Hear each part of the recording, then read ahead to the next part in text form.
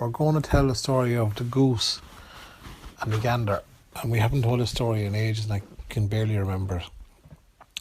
But it was based on an old gander that was down in Moog Redmond's place when we were going to school. So every day we go to school, and actually this is the truth, lads, close to where the bird told Daddy to fuck off, right? Know that spot? Mm-hmm. There's a farm down the right hand side, down in Gerry. Moog Redmond lived there, attached house. And we go by Moog's place every day. Now one of the things that Moog had, he'd geese and ganders. And the old ganders would be the sorest old yolks, lads. They'd come after you. It made a strange old noise. And their heads would come out.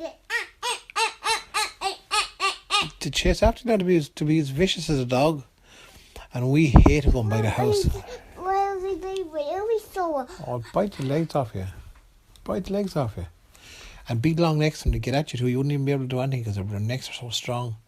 So we used to go down as far as Gerry. And then you have to pass by 2 gates into Gerry Farm. And two gates going into the yard. And we'd leg it as fast as we could because these boys would come after you. And one thing they hated, lads, and they hated the colour red. Anytime you wore red, they would go mad. And we hated wearing it because sometimes you have to wear red. We know red, I don't know, red raincoat. And the fucking boys are going mad with this red raincoat. So that was grand anyway. We had people staying over. It was Paula, Brian, and Paul. You know Paula, don't you? Mm-hmm. Paula's right crack, right?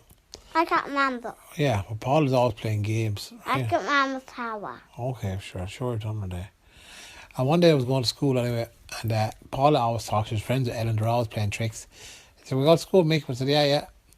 And I noticed anyway, as I was walking to school, my bag's heavy today. The bag would always be heavy, but it was heavier today. And I was walking past. Normally we'd run to go past the ganders, and next minute, didn't we? I tried to run. The gander came out, and I tried to run, and I couldn't run that fast. And I thought, oh, fuck, my bag is real heavy. And the gander came after me, and he barely gave me a little pick in the leg and a pick in the arse. And oh Jesus! And we got down past the bend, and Paula and Ellen were laughing. Jesus, Mickey got you, didn't he? And I said, he did, yeah. Oh, he got me bad. I couldn't run. My bag is too heavy. It's an awful heavy bag today, Mick. And she started laughing. I said, what are you laughing at? Oh, it's very heavy. I'd say, it looks like a very heavy bag, doesn't it? And I said, oh no. And I looked and lifted my bag, and it was real heavy, all right. And I could hear this rattle inside, and I looked inside, and there were 2 massive big stones in the field, and they'd throw them into my bag. And I said, yeah, old bitch Paula. Ha, Mick got you right, didn't we? I said, you fucker, I said. Now, I knew Paula, we were going home from school, and she's just as school finished, we're going home, and she's expecting me to get her, right? And she says, oh, you won't catch me, Mick. I said, what do you mean, Paula? Are you going to put stones in my bag, Mick, are you? I said, no. And she looked in her bag before she put it in her back, and there was no stones in it. I said, all right, yeah.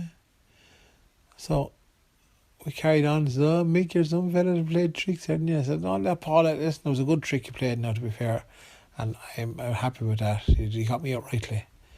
Now, Paula didn't know that we were walking down past the Gerry Farm again.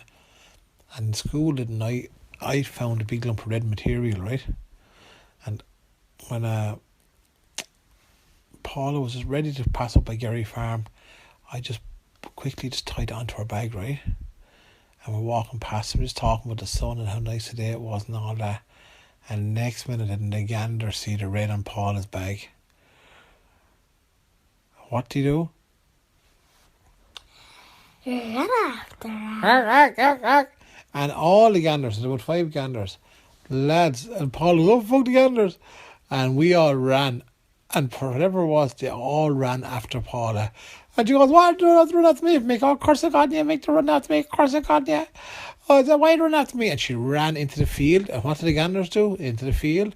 She ran around the field, and lads, the gander chased her around the field, all up around the field, and back him. She ran back up again and said, Mick, help me. I said, no, sorry, Paul, I can't help you. And the gander chased her again. She came to another field, and he chased her round and round and round the field. And I said, Mick, what's wrong? And I said, oh, Paul, I forgot to tell you, the gander, he hates the colour red. I said, I'm not wearing any red. I said, oh, there's a little bit of red tied to your bag, Paula. And she looks behind her and she goes, oh, fuck you.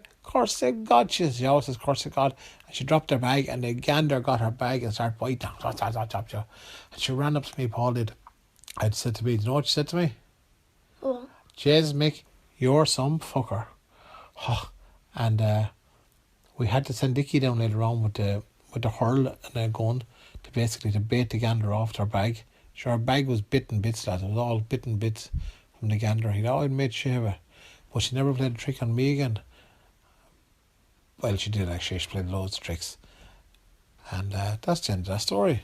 That was made up again. Made up. Do you like made up stories?